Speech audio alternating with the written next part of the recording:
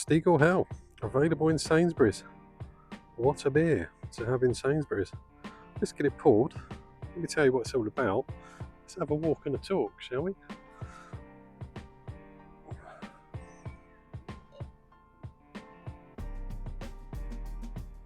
£500ml bottle. I think these are on 4 for 3. I know they're on 4 for 3. Can't remember how much it costs, but what a great beer to have in. This really is a good beer. I've had it before. I've had it quite a few times, but certainly not had it for a while. Obviously you can't see the colour of it because it's in my Schug tankard, but Stiegl Hell out of Austria, coming in at 4.5% ABV. Delighted to see that in Sainsbury's. This is the type of beer we need to see more of in supermarkets, quality lagers like this. Now let's have a walk and a talk, and I will tell you all about it, what it tastes like, and just have a chat about beers in general in supermarkets. We'll have a little chat. I haven't done a chat video for a while, have I? I think it's been about 6-7 months since I last did a beer and a chat video. Well, here we are, we're in the woods, we've got a beer, let's go and have a chat. Hello, welcome back to Chris's Beer Reviews. How are you? Hope you're doing really well. As you saw in that little intro-y type video, we're having a look at the Stiegl Hell that's become available in Sainsbury's. I don't know how long it's been in there, but I popped into Sainsbury's the other day and there it was, and I was delighted to see that. A proper decent lager, Hell's lager if you like, and it's good. Is it up there with the Germans? It's pretty good. Would I say it's as good as a German Hell's, a German's lager, etc.? It's not far away. It's really good. It makes a mockery of all the crap we get in the UK. It certainly does that. You can't see it, as I said in the little intro video, because it's in my Schug tankard. And if you haven't seen my video of that, go and check that out. Schug tankard review. Superb bit of kit, especially when you're out in the heat, because this is insulated and it keeps your beer nice and cool. Not that it'll probably stay in this tankard for very long, but at least while it does, it keeps it cool. So yeah, Stiegl Hell, 4 for 3 in Sainsbury's. I think for a bottle on its own, I think it was about £2.70, but it's a very good beer.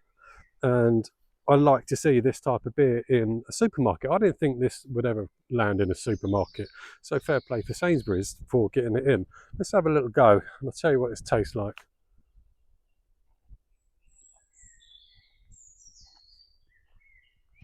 Don't know how to stop to do that. It's always easier to drink when you're stationary. It's clean, it's crisp, a little bit of lemon citrus.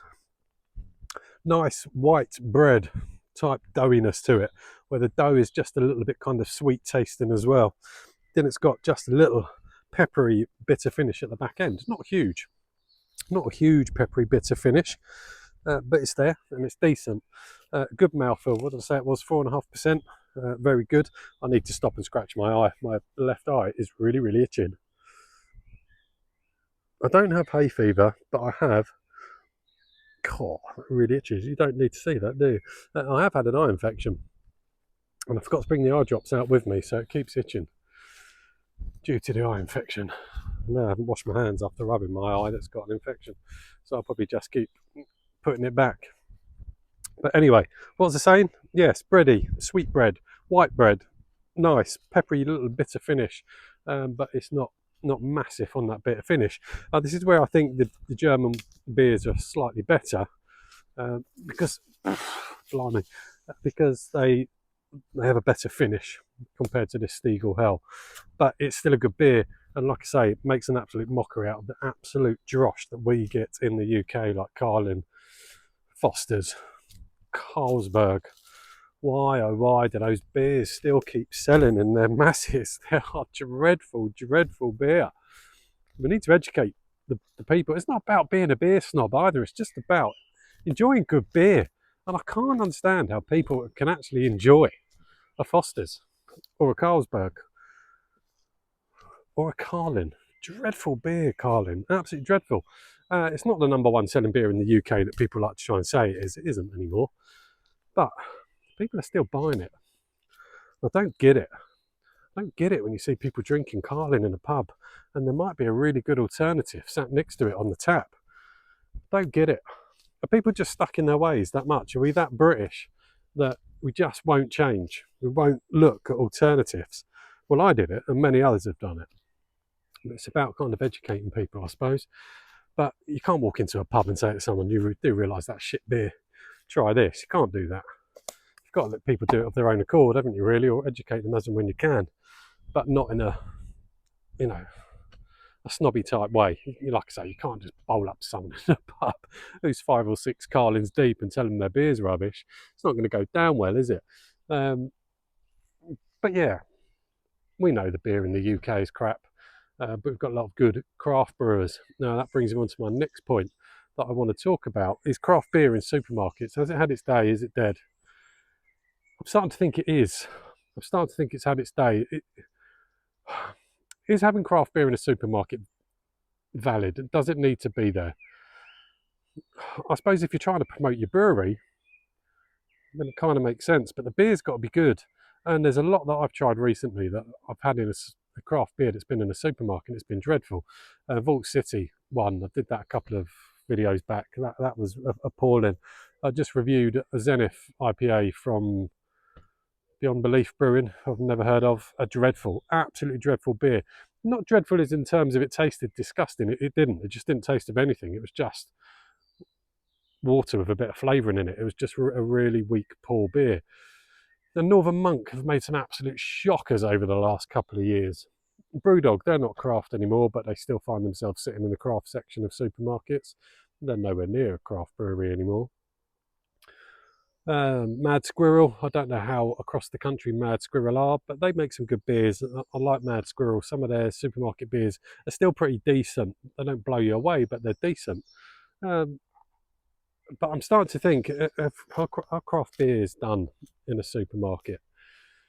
And I'm kind of leaning towards the fact that I think they are. You know, they're £3.50 a can nowadays. Some are even more than that.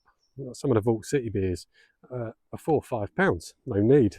Vault City, their pricing is ridiculous anyway. I've had this rant on my Vault City video I did the other week. But I just think, see, what's frustrating, this can tell none of this is scripted. What's frustrating is I reviewed a beer from Home Bargains. It was a stout. Can't remember what it was called. What was that stout called? Had the liver bird on the front of the can. That was £1.49, I think, or £1.69, and that was fantastic. Absolutely fantastic. So it can be done. I don't know what sort of deal Home Bargains did with Love Lane Brewery that made that stout. But what a stout that was incredible. And that was in Home Bargains. So it kind of counteracts my argument. Is craft beer done in supermarkets? Well, that Love Lane stout at £1.49 or £1.6, I'm sure it was £1.49, and it was absolutely incredible. Really, really good. It wasn't just good for its money, it was just a good stout. So I'm kind of torn. I do think a lot of supermarket craft beers are just generally crap. Do they still deserve to be there? Well, I think if they don't, I feel like the big brewers, the big macros win the argument, you know, and they get back their shelf space that they crave.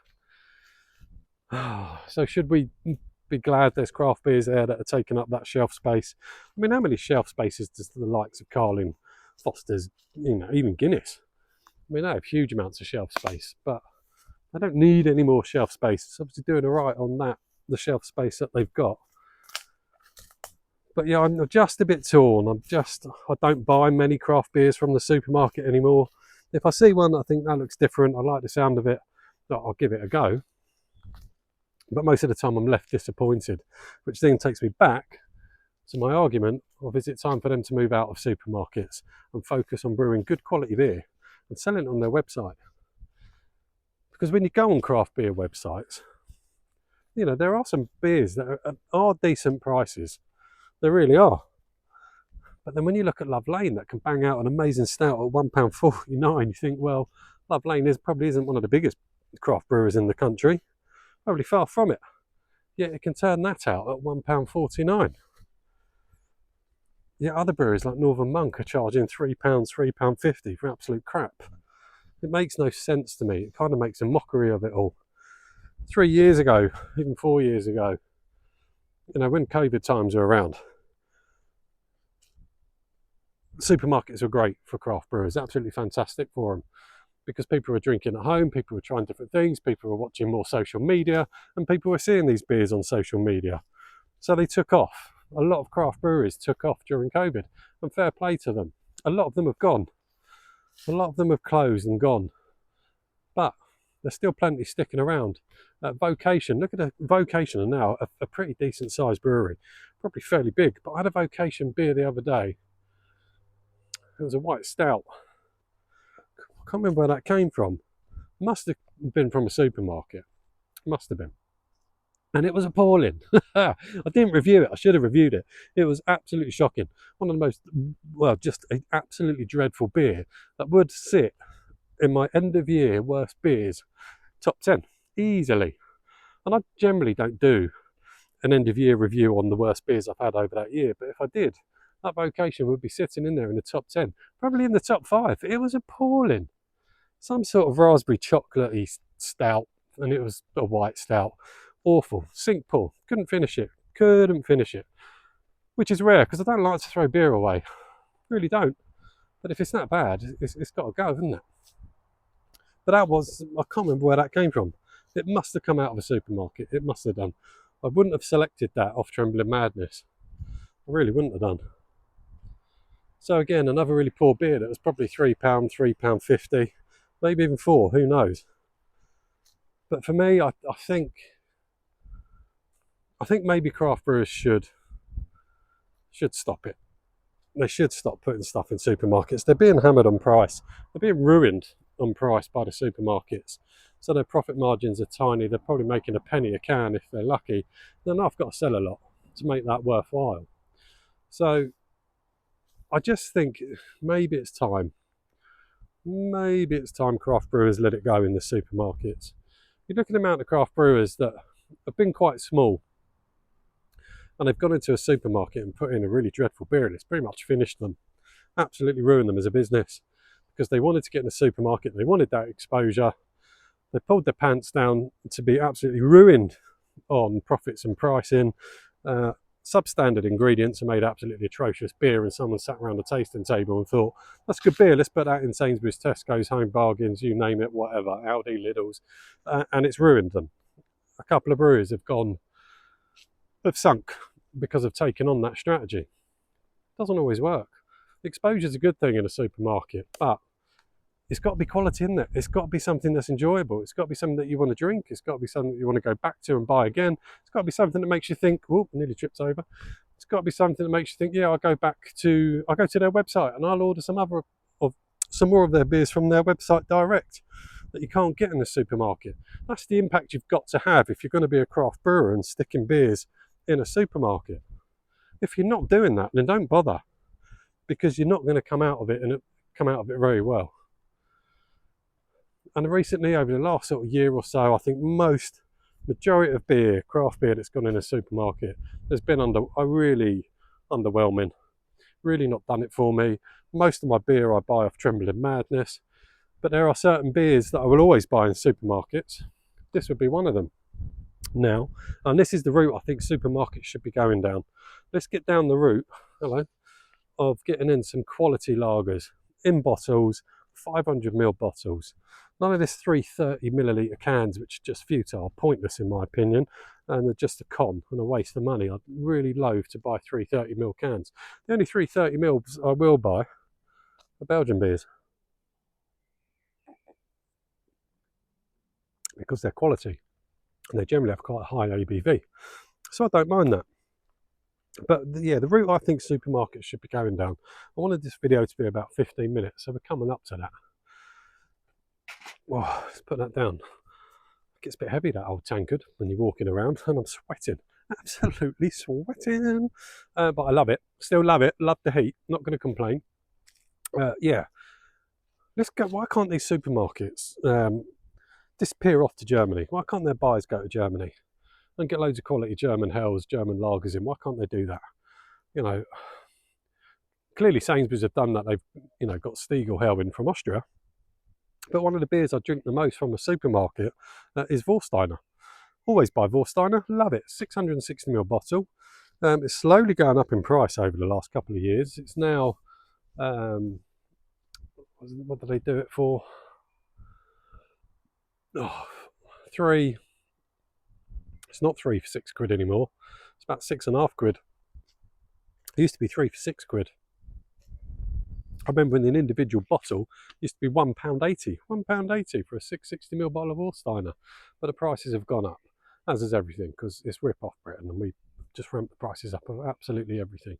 But that's the type of beer I think supermarkets, be it Sainsbury's, Tesco's, Asda, there's a huge market in the UK for lager. It's definitely one of the most popular drinks in the UK, alcoholic drinks or beers, is lager. So go and get some quality lager. Let's see if we can start educating people to get off the likes of Carlsberg and Foster's, Carlin, etc. Let's get some quality German beers in. And they're always a decent price, and they're always a 500ml bottle at least, if not 660ml bottle. Most of the German lagers that I buy from Trembling Madness, they're 500ml, and they are quality. So maybe if we got rid of all the craft beers off the shelves and just loaded them with the German stuff and really pushed it, if supermarkets really pushed them and made it very visible and very obvious, maybe people would start trying those. Because I get why someone that drinks Foster's or Carlin or Carlsberg, I get why they won't buy a craft beer. I absolutely get that. They will look at it and think that just sounds horrific. The artwork on it looks childish. I get all that. So fair enough. They're not going to try it based on that reasons. So get some quality lagers in from Germany. Surely that's got to be the way forward, and that's got to be the way forward to really push quality beer. Maybe that'll make a difference. Who knows? But for me, I think craft beer in the UK, I think it's had its day. There you go. Let me know what your thoughts are in the comments. See you all soon.